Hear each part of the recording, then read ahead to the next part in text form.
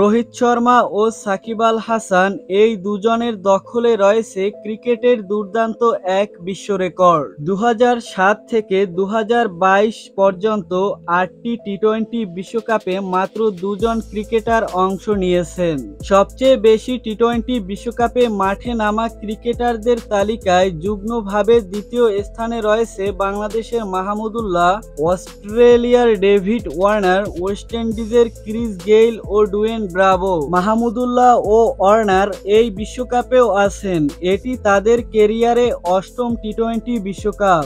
এখন পর্যন্ত টি-20 বিশ্বকাপে সবচেয়ে বেশি ম্যাচ খেলা ক্রিকেটারদের তালিকায় প্রথম সারিতে রয়েছেন রোহিত শর্মা ও সাকিব আল হাসান। টি-20 বিশ্বকাপে সবচেয়ে বেশি ম্যাচ খেলার রেকর্ড রয়েছে রোহিত শর্মার দখলে।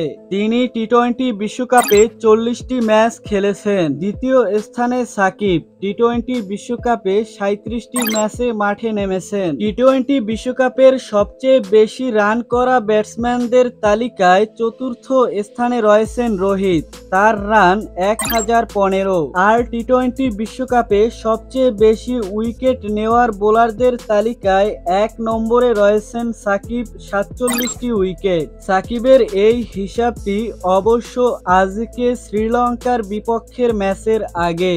তো দর্শক, ভিডিওটি সম্পর্কে আপনার মূল্যবান মতামত কমেন্টে লিখে জানাবেন। আর ক্রিকেট রিলেটেড যে কোনো আপডেট পেতে চ্যানেলটি সাবস্ক্রাইব করে পাশের বেল বাটনটি অন করে দিবেন।